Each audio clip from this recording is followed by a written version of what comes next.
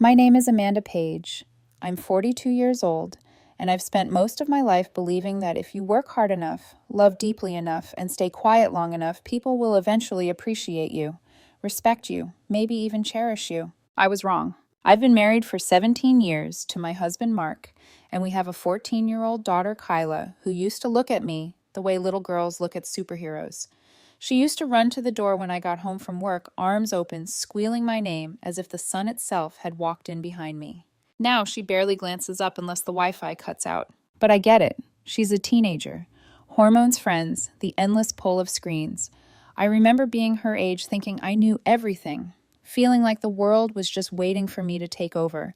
But even then, mouthy, arrogant, stubborn as I was, I still said thank you when my mother worked double shifts to put a gift in my hands. Kyla.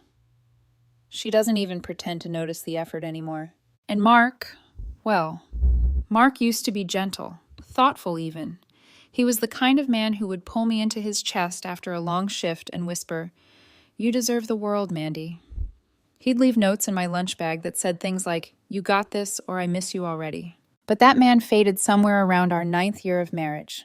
I don't know if it was the bills, the stress, or just the slow erosion of simple affection. Maybe he outgrew me. Maybe he just stopped trying. Whatever the reason, little by little he drifted. First, he stopped packing my lunches. Then the sweet notes disappeared. Then I started eating dinner alone, because he and Kyla already ate. I'd come home from the job site, sawdust in my hair, shoulders aching, wrists throbbing. And the house would be quiet except for Kyla in her room screaming at strangers online through her headset. The dishes would be piled in the sink. And when I kissed Mark goodnight, he wouldn't even turn his head to meet me halfway. I told myself it was a phase, that marriages go through dry spells. But this wasn't a dry spell. It was a drought. And still I carried on. I worked, I cleaned, I paid the bills, I stayed patient. Because that's what moms do, right? We carry the weight so no one else has to feel it. We make sure the ground stays steady under everyone's feet, even when it's splitting under ours. Until my birthday, November 2nd. I wasn't expecting balloons, a party, or some grand romantic gesture. I'm not 10. Honestly, all I wanted, all I would have been satisfied with was a simple happy birthday, Mom. Maybe Mark making my favorite dinner. The one he used to make when we were younger, roasted chicken, buttered corn, and that strawberry cream cake he once said reminded him of my smile. But instead, I walked into a house that smelled like nothing. No food, no candles, no warmth. Mark was slouched on the couch in old sweats, scrolling through his phone as if the screen held the secrets of the universe. Kyla was glued to her game headset on, shouting over the sound of gunfire exploding through the TV. No one even looked up. "Hey, Mark," said finally, monotone. I echoed it back, waiting, hoping, but nothing came. I stared at Kyla. She didn't blink. I cleared my throat. "So, anything going on today?" Mark furrowed his eyebrows like he was trying to solve a math problem. Then he snapped his fingers as if remembering something trivial. "Oh, right."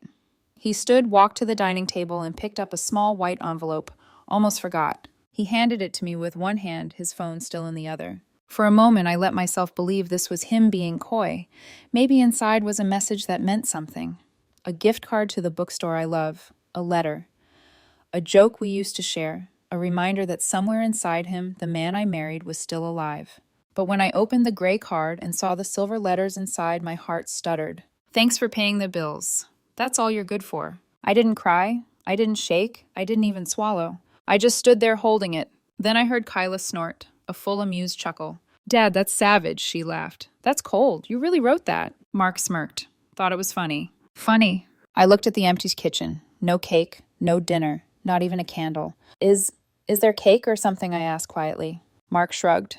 "There's a leftover slice of cheesecake from Kyla's birthday. You can have it if you want." So I took the slice with someone else's name written on the box, sat at the kitchen table, ate it with a plastic fork.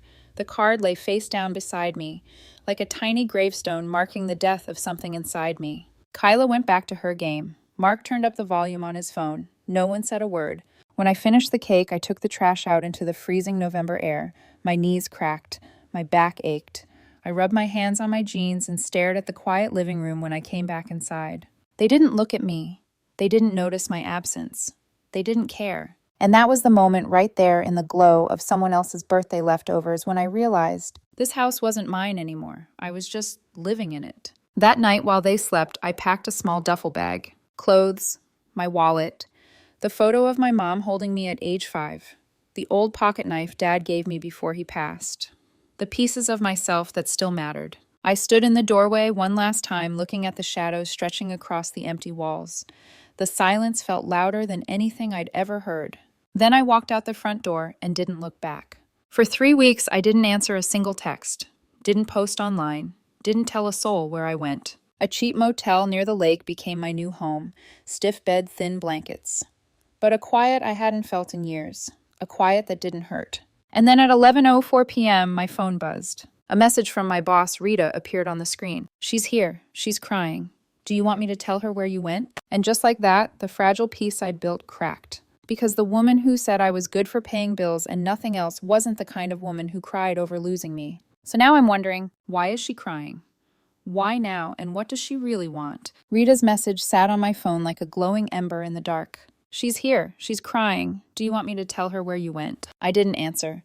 Not because I wanted to punish Mark, but because I truly didn't know what to say. I didn't recognize the version of him who cried. I didn't trust it. I didn't trust him. So I turned my phone face down, shut off the motel lamp, and lay in the dark listening to the hum of the heater. With nothing left to distract me, my mind drifted backward. Not to the birthday that was just the collapse finally giving way. No, the real cracks started long before that. Mark used to be attentive when we first married. Sweet, even. He'd rub my shoulders after a long shift and tell me I deserved the world. But somewhere around year 9, his warmth cooled. It didn't happen all at once. It was slow erosion. First, he stopped packing my lunches. Then the notes disappeared. Then he stopped waiting to eat dinner with me. Then he stopped asking how my day was. And then he just stopped looking at me. I'd come home from construction sites covered in sawdust, exhausted down to the bone, and the silence inside the house felt heavier than the lumber I'd lifted all day. Mark would be on the couch scrolling.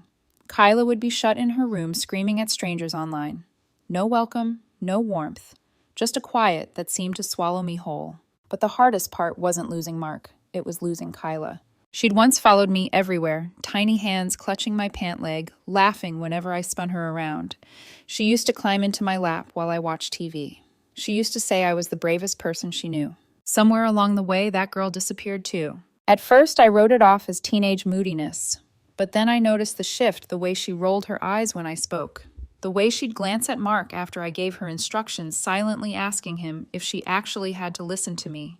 And the way he'd always undermine me. "She's tired, Amanda. She had a long day. I'll handle it. Don't worry about her." Every time he dismissed my authority, she drifted a little farther away from me.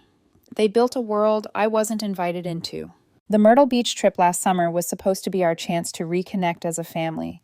I took off work early, paid for everything, Airbnb, gas, food, activities.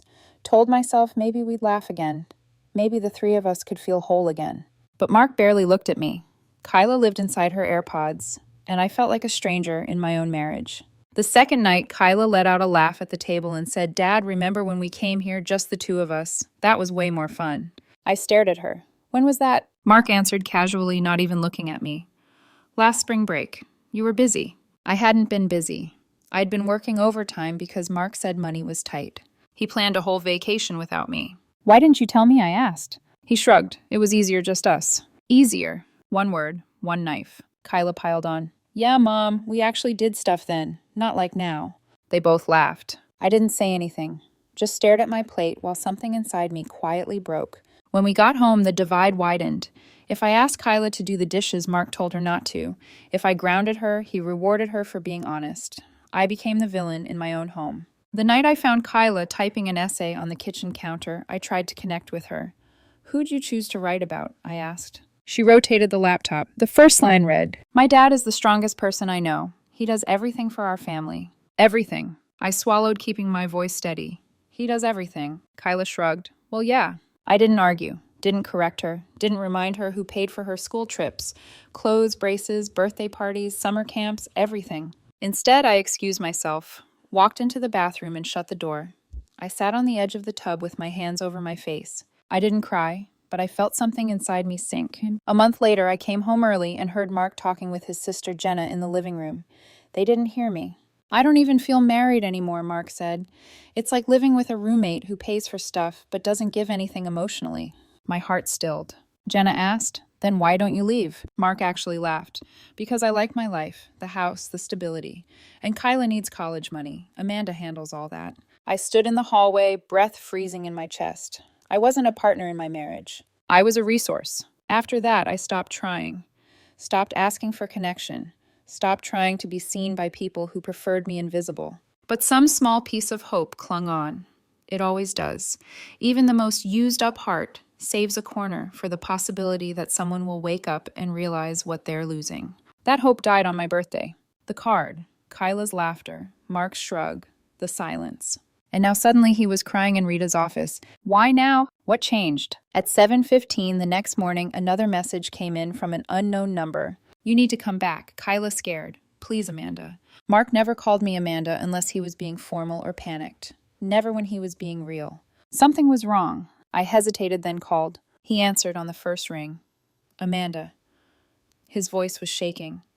"Oh my God," you answered. I didn't speak. "I didn't know where you went," he rushed out. "I've been going crazy. Why didn't you tell me you were leaving?" I breathed in slowly. "You didn't seem like you'd care." Silence. A long, jagged silence. Then a whisper. "I know." I blinked. "I messed up," he said, voice cracking. "I really did. He told me Kyla threw something at the wall. Screamed at him. Said he ruined everything. Said I left because of him. Said she missed me." For a moment, something in my chest softened. Then I remembered the card. "Mark," I said quietly, "you made me feel like a stranger in my own home. You turned our daughter against me." "No," he cried, "I didn't mean to." "But you did." He broke down completely. I didn't feel pity. I felt clarity. "I'll call Kyla," I said. And then I hung up. Because what Mark didn't know, what he couldn't possibly imagine, was that before he ever cried a single tear, I had already contacted a lawyer. And this time I wasn't leaving my own life behind. For the first time in 17 years, I woke up without someone else's expectations waiting for me. No slammed cupboards, no cold shoulders, no quiet judgment lingering in the air like smoke. Just the thin motel blanket scratching my skin, the distant call of birds outside, and the strange feeling of a world that, at least for the moment, did not require anything from me. It didn't feel like freedom, not yet. More like the absence of captivity. I lay there staring at the ceiling, letting the stillness settle around me. I didn't realize how heavy the noise of my old life had been until it finally went quiet. Mark's apology, his tears, his panic, they had all rushed at me like a storm the night before. And yet here in this tiny room with flickering lights and peeling paint, none of it reached me. For the first time, the silence didn't hurt. It healed. I sat up slowly, rubbing the sleep from my eyes. My duffel bag slumped open on the chair beside me. Clothes, toiletries, the photo of my mom holding me at age 5, the pocket knife Dad gave me the week before he died. Little fragments of myself I couldn't bear to leave behind. They were the only pieces of home I trusted anymore. I showered in lukewarm water, dressed in jeans and a faded work shirt, and walked the short distance to the lake house renovation job Rita had placed me on. It was 2 towns over far enough that no one would know me close enough that I could get there before sunrise. I didn't tell anyone why I left home. No dramatic confession, no sob story. Just that I needed a little space. Rita didn't press. She's old school, raised on handshake deals, silent strength, and unspoken understanding. She took one look at me, that first morning nodded and said, "Take the lake house project. Work as much overtime as you want." And that was that. During the day, I hammered, drilled, measured, cut. I worked harder than I ever had. My muscles burning, my hands stiff from gripping tools, but the pain felt clean, honest. Work never lies to you. It never pretends to love you, then withdraws. It never laughs at you on your birthday. Work is straightforward. People aren't. Every evening I returned to the motel, showered, and sat in silence. No TV, no music, no scrolling. I didn't want noise to drown out the thoughts finally rising from beneath years of suppression. When your whole world collapses, you have to hear the sound of the rubble hitting the floor to understand what pieces are worth saving. After the second week, something in me loosened. It wasn't happiness, not yet. More like breath returning to lungs that had forgotten how to expand. One night after returning from work, I walked to the diner next door. Eileen, the waitress, greeted me with a soft smile. Evenin', honey. Same order. It was only my third visit, yet she remembered black coffee. 3 eggs, sourdough toast, bacon, extra crispy. People like her don't need explanations. They recognize a hurting soul the same way nurses recognize fevers. She never asked why I sat alone, why I ate slowly, why I sometimes stared at nothing for too long. She simply refilled my cup and let me breathe. By the end of that week, I found myself pulling out an old notebook I hadn't touched since Kyla was a toddler. The pages were creased from moisture, smudged with graphite fingerprints stained with memories. I flipped to a blank sheet and started writing. Not a journal, not dreams, just truths. I was a good mom. I wasn't perfect, but I showed up. That should have mattered. I miss Kyla, but I don't miss who she became around him. I wish I had defended myself sooner. I let myself disappear. The words were small, slanted, uneven, but they were mine. I could feel a quiet power sitting inside them, a kind of emotional scar tissue forming in real time. Not forgiveness, but clarity. 3 weeks after I left, Rita approached me at the site as I was finishing a staircase railing. She watched silently for a moment, then murmured, "You ever consider supervising full-time?" I blinked at her. She crossed her arms. "You've kept this project ahead of schedule. Crew listens to you. You've got more leadership in you than you think." Her words hit me harder than I expected. For so long, I dimmed myself to keep the peace at home, made myself small to avoid arguments, took on more to avoid being called difficult. But here on this work site, people listened when I spoke, valued my input, trusted my judgment, and I realized something terrifying. I had never known what it felt like to be seen without being taken advantage of. When she offered me a pay raise, I accepted without hesitation. 2 days later, I moved out of the motel and into a tiny one-bedroom rental a few streets away. It wasn't much, just a small living room, a narrow kitchen, and a bedroom barely wide enough for a queen bed. But it was mine. Every mug in the cabinet, every nail in the wall, every quiet morning. Mine. No passive-aggressive comments, no eye rolls, no walking on eggshells. The silence inside my new home didn't suffocate me. It soothed me. I bought a second-hand desk and set it up by the window. In the evenings, I sketched for no reason other than I finally had space to think again. Blueprints, ideas for small woodworking projects, even a few pieces of furniture I once dreamed of making but never had time for. One night, while digging through an old box of papers, I found the notebook Kyla and I used when she was little. The one we filled with drawings of birdhouses, tree forts, half-finished castles she wanted me to build in the backyard.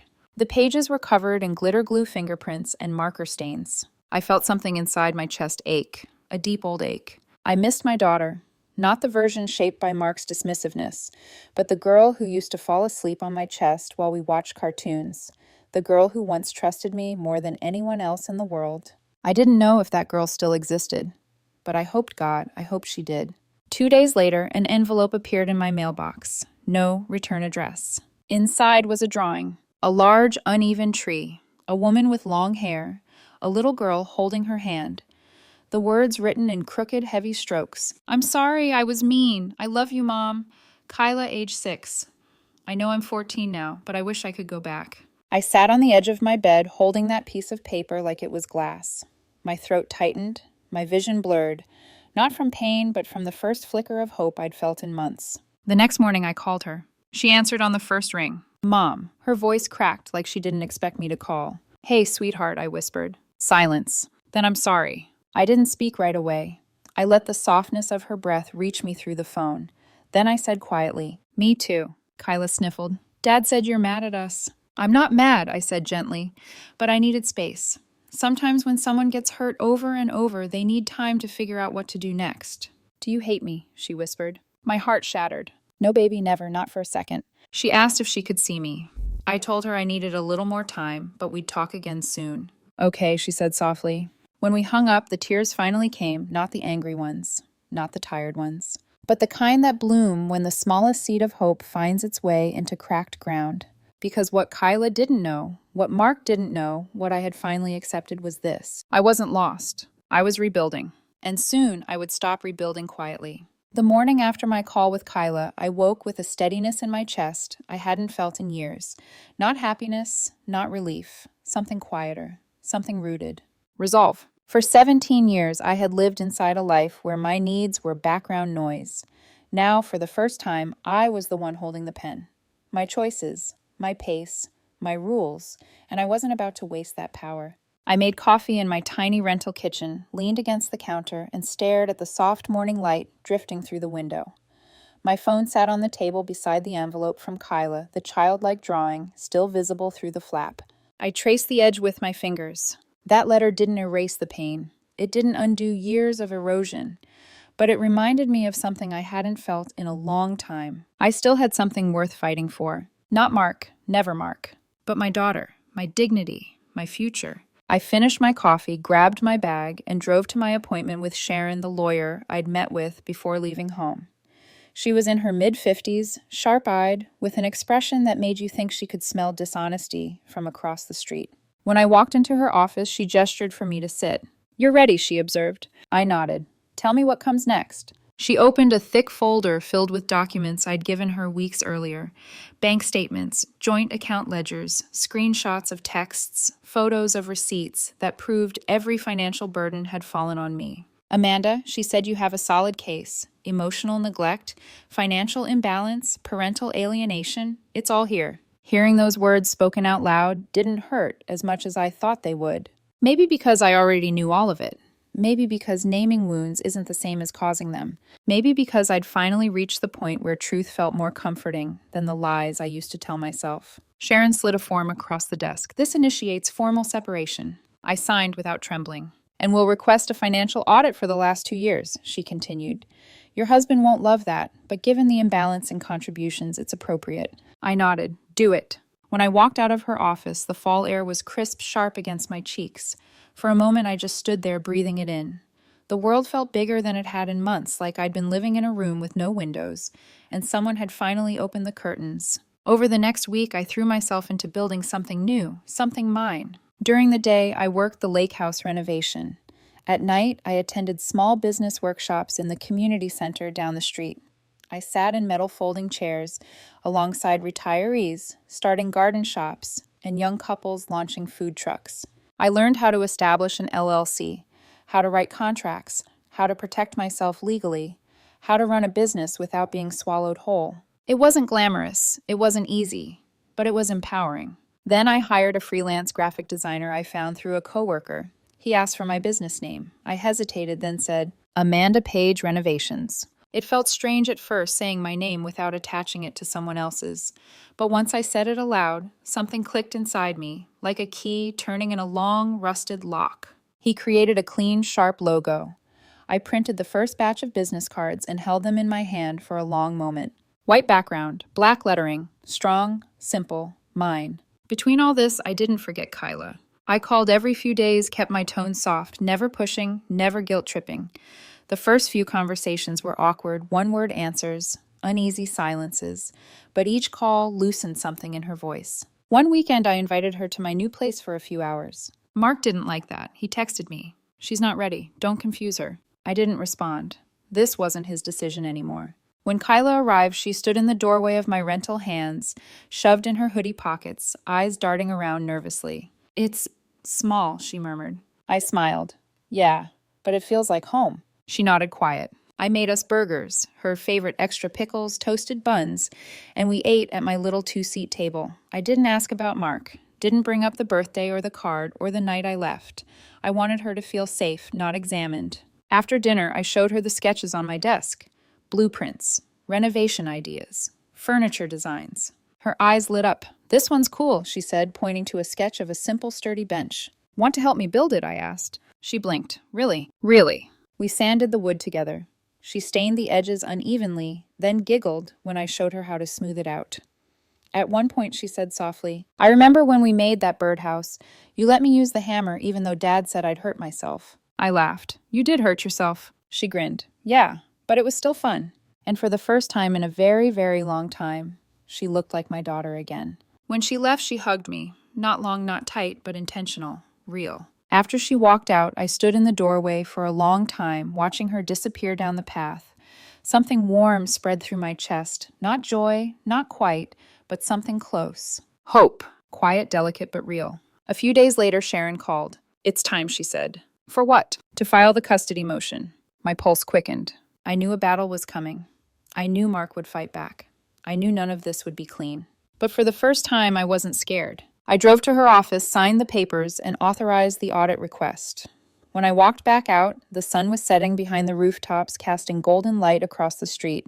I tucked the signed documents into my bag and tightened my jacket against the chilly breeze. Mark had spent years shrinking me. Now he was about to see what it looked like when I stood at full height. The morning of the custody mediation, I woke before sunrise. For a moment, lying there in my quiet little rental, I felt an old familiar fear tug at my ribs.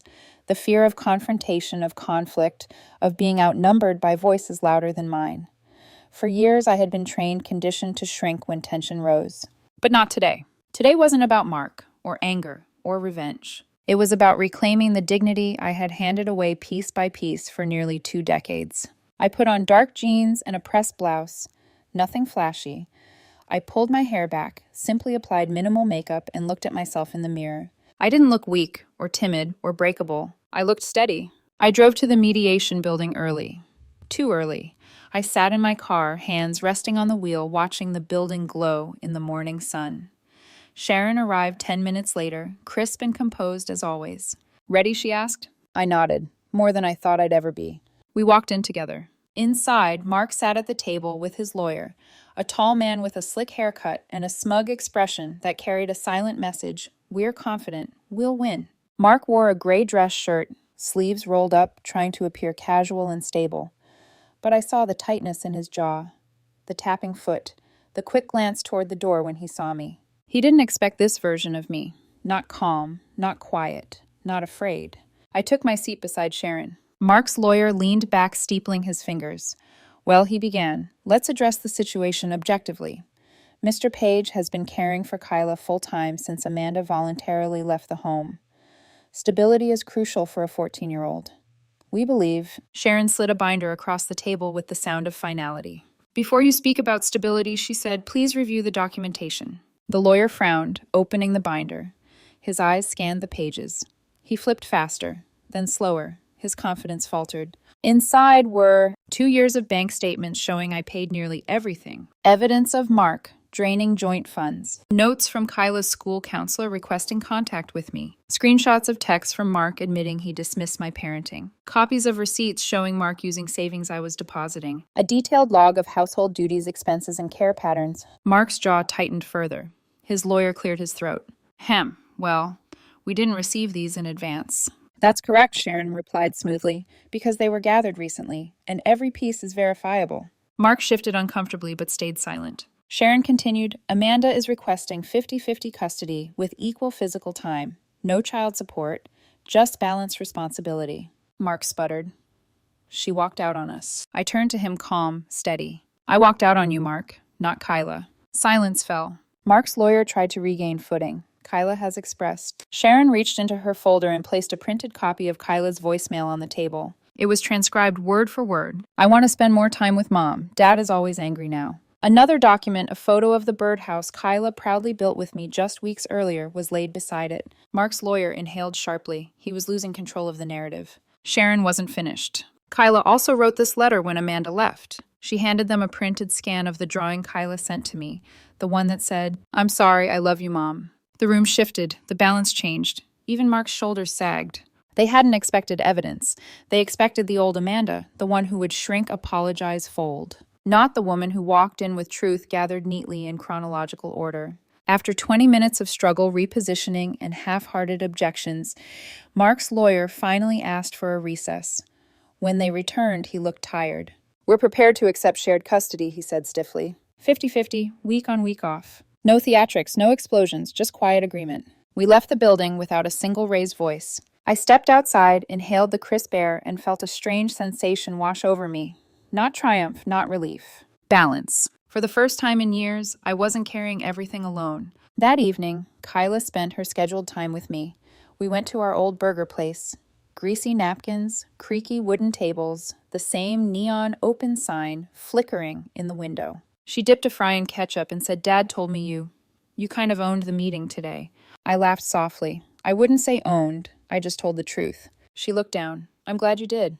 We talked about school, friends, nothing deep, nothing heavy, but as we ate, the stiffness between us loosened. Outside, a dog barked at its reflection in a passing car, and Kyla snorted a laugh. I joined her. It was such a small moment, but it felt like a bridge starting to rebuild itself plank by plank. Later, as I drove her home, Kyla stared out the window and murmured, "Mom, I feel like you're different now." "Is that good?" I asked. She nodded. "Yeah, you seem strong." I squeezed the steering wheel gently. "I'm trying," I said. When I dropped her off, she hugged me. A real hug this time, arms tight, face pressed into my shoulder. "See you next week," she whispered. I watched her walk inside, her small silhouette framed by the porch light. And for the first time since everything fell apart, I thought, I'm going to be okay. We're going to be okay. Because the storm hadn't destroyed me. It had cleared the way. Winter broke slowly that year. Not with snowstorms or ice, or the kind of biting wind that made you tuck your chin into your scarf, but with small thaws. Days where the light lingered a little longer. Evenings when the cold didn't bite quite so sharply. Moments where the air didn't feel heavy anymore. I was finding my rhythm. Work at the renovation sites picked up. Word of mouth spread quietly at first, then quickly. Homeowners loved my attention to detail, the way I explained things without condescension, the way I worked with a kind of calm precision that surprised even me. I got my first referral, then 2 more. By February, I had a waiting list. One night, while Kyla and I were sanding the edges of a small desk, we were restoring something she wanted for her room, she said casually. "Mom, Dad said your business is just a phase." I paused, sandpaper still in hand. "Oh," I said lightly. "Yeah, but then he saw your flyer at the grocery store and he got really quiet." I didn't smile, didn't gloat, didn't celebrate. Some victories are better felt than flaunted. But beneath all the small wins, one loose thread remained: our old joint account. The account I had stopped contributing to months before leaving. The account I'd left open intentionally. The one Mark assumed I'd abandoned. After our custody agreement was settled, Sharon sent him a formal notice: close the account, divide the balance, finalize it. He ignored it. But ignoring wasn't what hurt him, his assumption was. He believed he could drain it, shrug, and walk away unchallenged. And so transaction by transaction, I watched the balance fall. $900 at a boutique, $600 for a wellness retreat, $400 in holiday gifts, multiple restaurant charges, more spa visits, and a few purchases. I knew weren't for Kyla. I didn't confront him. I didn't send a warning text. I didn't make a scene. I just documented everything. Once the account hit almost zero, I called Sharon. "It's time," I said. She didn't even pause. "We'll file tomorrow." The hearing was scheduled for a cold Tuesday morning. Mark showed up wearing the same overconfident look he wore the day I gave birth, like everything was already settled in his favor because he existed. But his lawyer was different this time. Cheaper suit, nervous eyes, papers sticking out of his briefcase at odd angles. Mark wasn't preparing for court. He was reacting to it. We sat. The judge entered, and the proceedings began. Sharon presented calmly, methodically, the timeline of our separation, the official notice we sent requesting a clean closure of the joint account, Mark's complete lack of response, every withdrawal he made after separation, the dates, the amounts, the pattern. The judge listened without expression. Sharon finished with one sentence: "Your Honor, this wasn't oversight. This was retaliation." Mark's lawyer fumbled. My client believed he thought he had the right to access marital funds. Sharon replied smoothly, "Access is not the question. Intention is." The judge nodded, eyes sharp. "Agreed." Mark shifted in his seat, neck flushing red. The judge continued. "Mr. Page draining a shared account after being notified of pending division is not illegal, but it is unethical, and the court will not reward unethical behavior." Mark swallowed hard. The ruling came swiftly. He was ordered to repay half of the drained amount, $3,600, in monthly installments with interest. Mark's face went slack, anger simmering beneath the surface. "This is ridiculous," he snapped. "She left me." The judge didn't blink. "And you retaliated financially. That is not how this works." "Dismissed." Sharon gathered her papers. "Well done," she murmured.